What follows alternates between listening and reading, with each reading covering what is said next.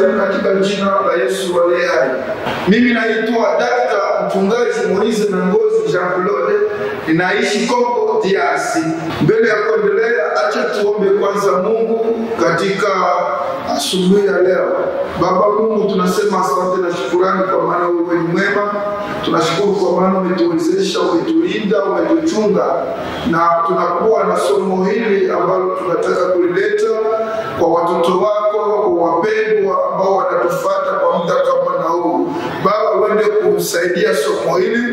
Mimi ni spika tu, lakini nahitaji Roho Mtakatifu au mwalimu wa kusoma na kutafsiri. Katika jina la Yesu Kristo, na wasikilizaji wetu watakaposikiliza neno hili, acha liwaondoe nafasi na kuweka nafasi nyingine. Wajue ya kwamba nguvu zilipo katika damu ya Yesu Kristo.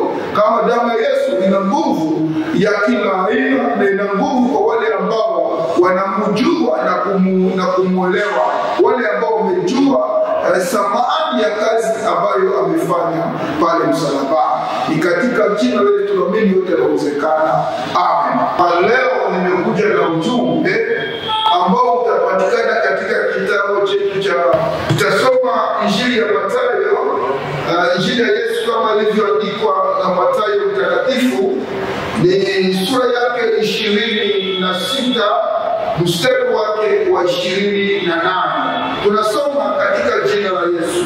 Inasema hivi: kwa maana hii ndiyo damu ya agano imwagikayo kwa ajili ya wengi kwa ondoleo la dhambi. Bwana Yesu asifiwe sana.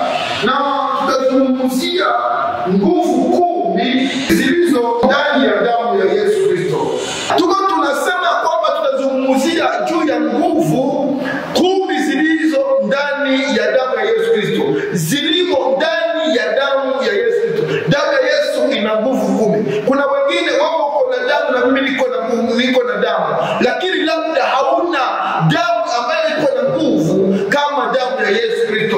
Bwana Yesu asifiwe sana. Tukaona ya kwamba nguvu ni pouvoir, ni mamlaka, ni utawala fulani ambao unaweza kuwa na nguvu. Labda unaweza kuwa na nguvu kupitia pesa yako, labda unaweza kuwa na nguvu kupitia sijui vyenyewe umejiwekea, na wengine wanasema kwamba niko na nguvu kupitia mairizi yangu na blosi yangu ambayo niko na nguvu. Hakuna mtu ambaye anaweza kunizuru kitu, lakini elewa ya kwamba hiyo nguvu yako haina mamlaka, haina nafasi, lakini damu ya Yesu ina nguvu ambayo imekuja nayo, iko na nguvu. Bwana Yesu asifiwe sana. Na tukaona kwamba damu ni nini? Tulisema damu ni uhai wa mtu. Damu ni uhai wa mtu ambayo unaweza kuwa uhai kama unaweza kutana hauna tena damu. Yaani wewe umekuwa kama mtu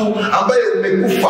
Umekuwa kama damu yako kikauka. Elewa ya kwamba unataka kunini? Unataka kufa kama damu yako hayuko. Na inawezekana ya kwamba damu ambayo iko ndio inakupatia wewe utembee, inakupatia wewe utumike, inakupatia uishi kupitia damu.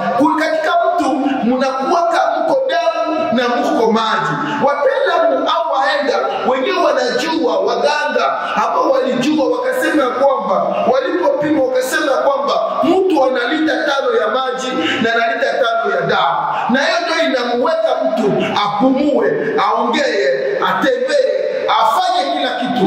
Kama vitu vikikauka ndani yako, ujue ya kwamba uhai wako hauko. Kuna nguvu ya kwanza ya damu ya Yesu Kristo, imeleta msamaha wa dhambi. Kama tulisoma katika Injili ya Mathayo, anasema ya kwamba damu ya Yesu imekuja kuondoa dhambi zetu. Na hiyo ukiangalia tulisoma katika kitabu ya waraka wa kwanza wa Yohana, inasema kwamba tukizungama dhambi zetu, damu ya Yesu iko na nguvu ya kutuondoa, ya kuziondoa.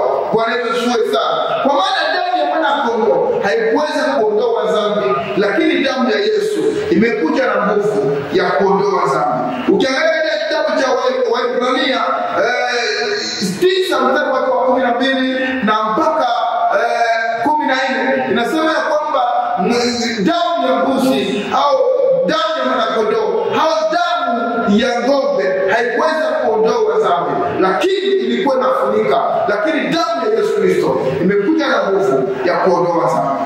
Bwana Yesu atubariki sana. Nguvu ya pili imeleta upatanisho. Yaani kama tunazungumzia juu ya upatanisho, tuseme ya kwamba kulikuwa utengano.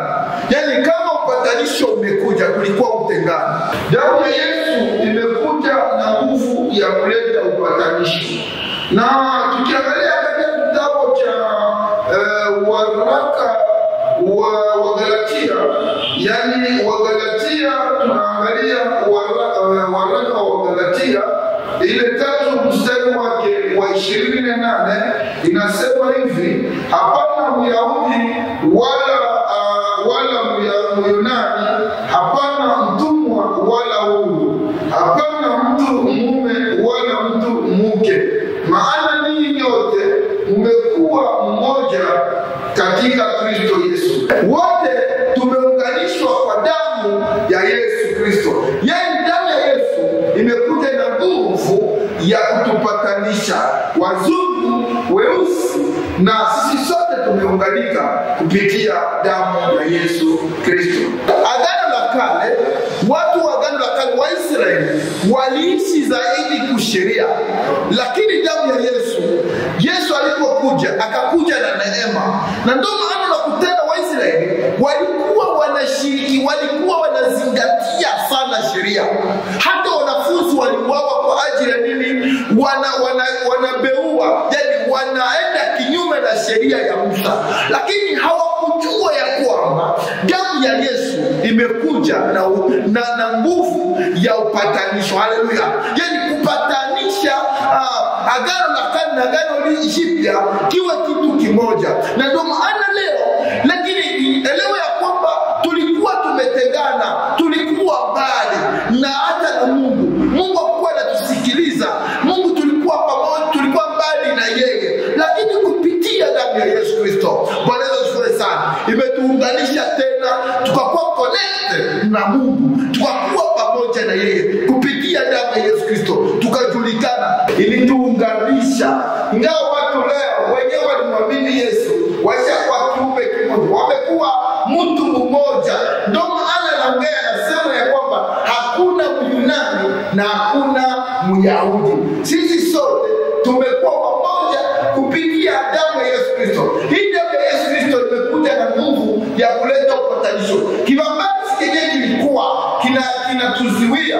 Hata wamama hawakuwa wanaingia madhabahuni, hata wamama hawakuwa wanafundisha, lakini kupitia damu ya Yesu Kristo imekuja kubomoa, ikatuunganisha, na mpaka leo wamama wanaenda wanatangaza injili. Kwa maana kupitia damu ya Yesu, haingekuwa damu ya Yesu, labda mpaka leo wamama hawangelijulikana kanisani, mpaka leo watu hawangelijulikana.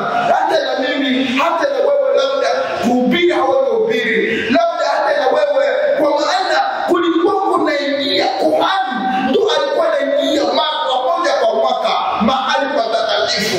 Lakini damu ya Yesu imekuja kubomoa. Bwana Yesu asifiwe sana. Na hapo tutazungumzia nguvu 10 zilivyo ndani ya damu ya Yesu Kristo. Na ndio maana hapa naongea nasema ya kwamba katika kitabu cha Wagalatia anasema ya kwamba hakuna Myahudi na hakuna tena Myunani. Sisi sote, na hakuna mtu mke na hakuna mtu mume. Yaani watu wote tumekuwa mtu mmoja kupitia damu ya Yesu Kristo. Hakuna neno lingine ambalo limetuunganisha, ni damu ya Yesu Kristo. Hona wamama hawakuwa wanaingia hata kufanya kazi kanisani, lakini leo wamama wanakuwa wapasha habari, wanahubiri kupitia damu ya Yesu Kristo. Lakini nguvu ya tatu na nguvu nyingine mpaka kwa nguvu ya 10 itakuja